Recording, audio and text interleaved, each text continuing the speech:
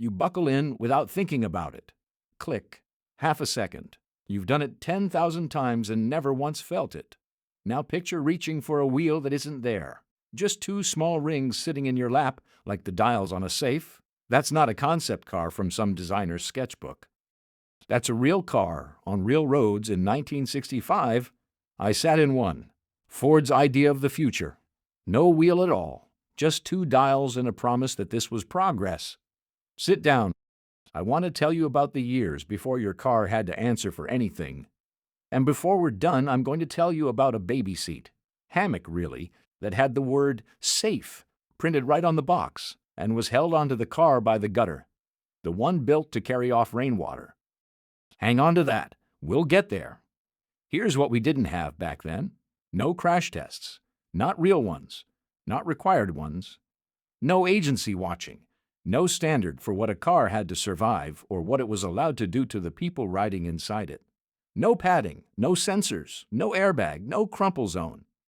Nothing designed to lose on your behalf so that you didn't have to. The car was built to look good rolling out of the factory. What happened to it, and to you 3 years later on a wet road, wasn't really part of the design. If a car looked fast and looked sharp, that was the whole pitch. Whether you walked away from it afterward wasn't really anybody's department, and if you didn't, that got chalked up to you. Bad luck, bad driving. Never bad engineering. Early dashboards weren't built to protect you. They were built to hold gauges, full stop. Stamped metal, no give in it anywhere. A knee or a skull met that panel the same way a fist meets a car door. Nobody was hiding this. It just wasn't the point yet. 1956, Ford actually tried. They called it the Lifeguard package. A deep dish steering wheel built to be softer on impact, stronger door latches, a padded dashboard if you paid extra for it, seat belts if you wanted them. So how'd that go? Chevrolet outsold them that year and outsold them by a wide margin. Turns out people didn't want to stand in a showroom being reminded that the car they were about to buy might kill them. Ford's own president at the time, Lee Iacocca, is on record with the phrase that ran Detroit for the next decade. Safety doesn't sell. So if safety wouldn't sell, Detroit sold something else. Gadgets, bumpers filled with water, real ones. The idea was that the water would cushion an impact. In practice, they split open and leaked the first time they actually got hit. 2 rings instead of a wheel, like I told you. The Ford engineer behind that idea used to build missiles before Detroit hired him. A reviewer at the time said the car handled like, and these are his words, a kangaroo with hiccups. The real problem wasn't the ride, though. It was that if the power steering ever failed, there was nothing behind it. No wheel, no leverage, nothing to hang on to. A steering wheel that swung clear out of the way so you could climb in easier. Except sometimes it didn't swing back. A windshield built to pop straight out in a crash so you could climb through the hole it left behind. Except in a bad enough wreck, it popped the passengers out right along with it. The steering column didn't bend, didn't collapse. Didn't give an inch. Hit something hard enough, and that column came straight back at your chest, full force, with nothing built in anywhere to stop it. The car could survive that crash just fine, but could you? A 31-year-old lawyer nobody had ever heard of published a book. His name was Ralph Nader. The book was called Unsafe at Any Speed. He went after the whole industry, and the Chevrolet Corvair most of all. That car had the engine mounted in the back and a suspension that could tuck under in a hard turn and roll the whole thing over. Families had already been suing over it for years by the time his book came out. His own words for what he found: stylistic pornography over engineering integrity. He wasn't just talking about the steering column either.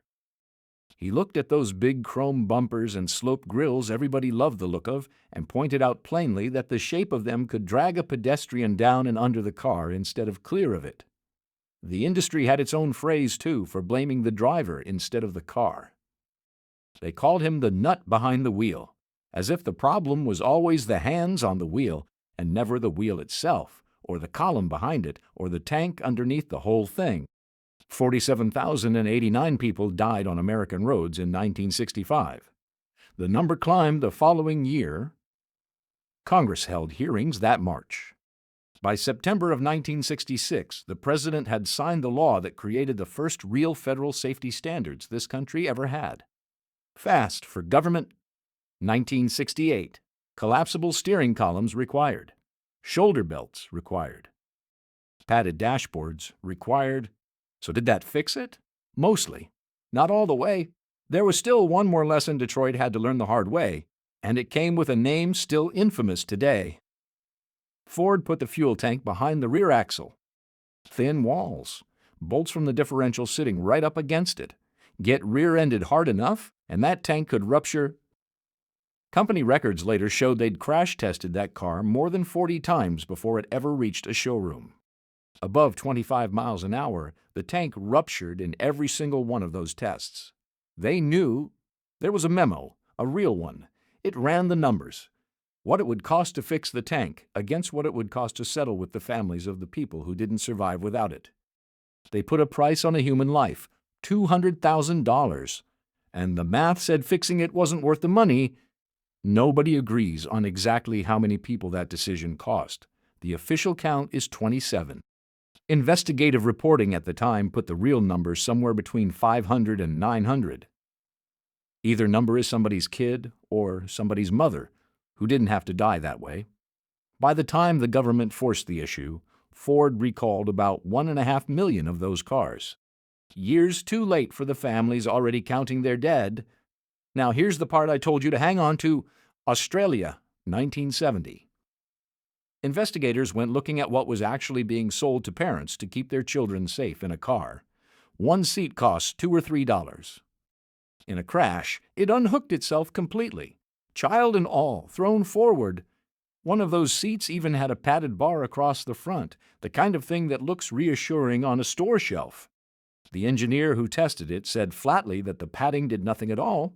And then there was the one with the word safe right there in its name. It resembled a hammock and anchored to the car using the gutters on the roof, the ones built to carry off rainwater. No country on earth required a child car seat by law until Tennessee did it in 1978. Every American state by 1985. Within living memory, safe was just a word you were allowed to print on a box. Nobody made you prove it meant anything. Picture a man thrown chest first into a slab of bare chrome because the padded version cost extra and nobody paid for it. Picture an engineer handing you 2 little rings instead of a wheel, calling it the future, right up until the day the power steering died. Picture a memo in a boardroom, putting a price on your life, and deciding you weren't worth the dollars it would have taken to save you. And picture a baby hanging in a hammock from the same gutter built to carry off rain. Now every seat tested. Every column required to give. Every number somebody's job to answer for. Subscribe.